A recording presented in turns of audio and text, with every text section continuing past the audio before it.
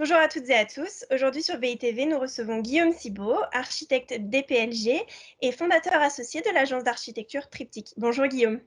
Bonjour. Merci d'avoir accepté notre invitation sur BITV. Alors nous avons plusieurs sujets à aborder ensemble aujourd'hui, mais tout d'abord, comment vous, en tant qu'architecte, avez-vous été affecté par la crise sanitaire du Covid-19 ? Alors, je pense que je ne m'extrais pas effectivement des problématiques qui ont frappé tout le monde, et c'est peut-être ça d'ailleurs la grande nouveauté, c'est que effectivement on s'est retrouvé de façon collective et indifférenciée, frappé par le même, j'ai envie de dire, les mêmes limitations, avec évidemment selon le niveau social, des facilités plus ou moins grandes de pouvoir affronter cette privation de liberté, de mouvement qui nous a été imposée. À ce sujet, Guillaume, comment l'architecture et l'urbanisme de demain peuvent-ils être pensés pour surmonter ce genre de crise ? Il est évident que ça a affecté notre vision, alors sur les trois échelles, hein, on va dire, qui sont celles de nos métiers,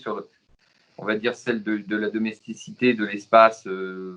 comprenait celui du logement dans son organisation, son rapport à l'extérieur, évidemment, et puis l'organisation des logements entre eux, c'est-à-dire l'urbanisme et les fonctions qui sont inférentes. Alors, dans ces trois catégories, évidemment, il y a des choses qui nous sont apparues de façon très évidente, puisqu'on était assigné à résidence et donc, j'ai envie de dire, condamné à épuiser l'espace immédiat qui nous entoure, en tout cas intellectuellement, et le questionner. Alors la première réponse à apporter, je dirais, c'est est-ce que les logements pourraient être pensés autrement?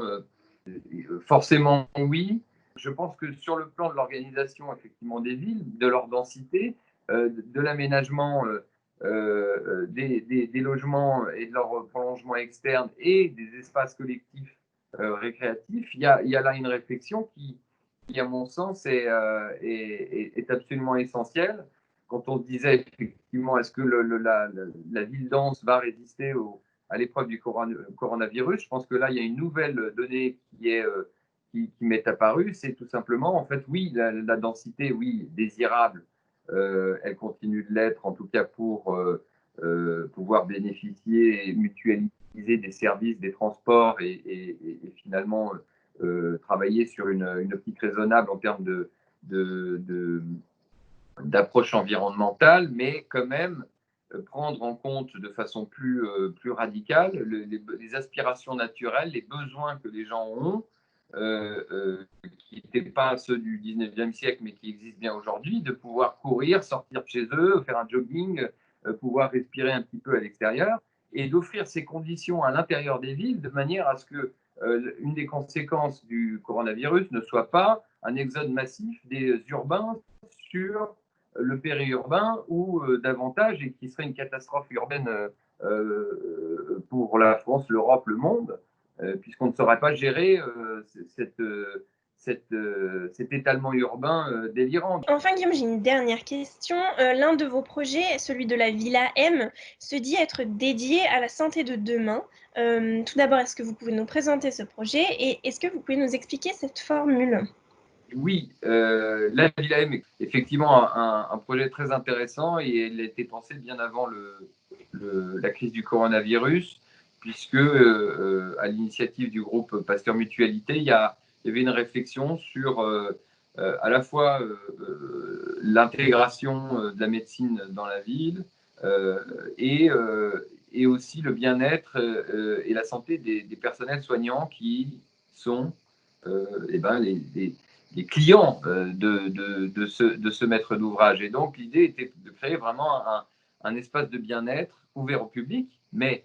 euh, de façon privilégiée aux adhérents d'une mutuelle, c'est une mutuelle de médecins et de personnel soignant, de façon à ce que ces personnels qui sont quand même toujours en première ligne et qui souffrent des pressions très importantes et toutes les problématiques liées à ces pressions puissent s'occuper d'eux de façon j'ai envie de dire,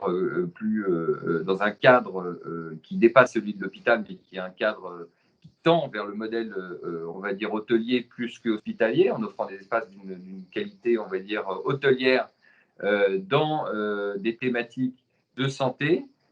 d'hébergement. Donc, on a un empilement programmatique qui articule toutes ces fonctions, de l'hôtellerie, de la santé, du bien-être dans le sens effectivement de la récupération un petit peu de soi à travers d'activités sportives et autres, et puis des espaces liés au travail des médecins ou des gens qui travaillent autour de la médecine, qui produisent et qui créent notamment des équipements médicaux et qui pourront trouver dans cette Villa M donc des espaces de travail, de coworking, des espaces de showroom où ils pourront faire des lancements, des événements et des espaces de conférences où ils pourront expliquer. Et ce qui est intéressant, c'est que cette Villa M, ce n'est pas un programme autonome. Elle est située boulevard Pasteur, dans une zone effectivement où il y a de façon historique des hôpitaux à proximité, l'Institut Pasteur à 50 mètres, et donc elle vient absolument s'inscrire dans cet écosystème. C'est-à-dire que vous aurez des gens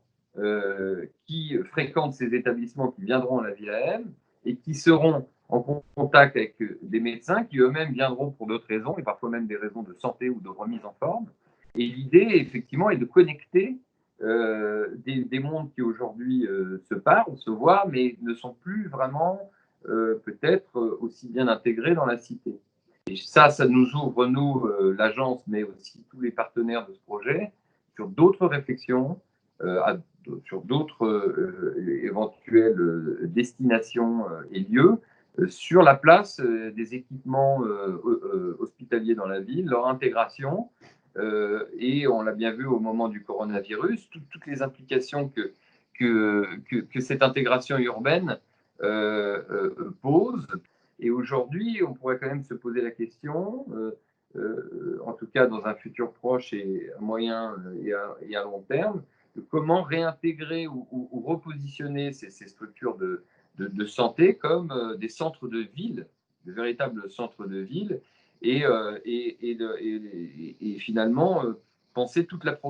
programmation connexe et alentour de ces centres. Merci pour ces réponses, Guillaume. Quant à nous, on se retrouve très bientôt sur BITV.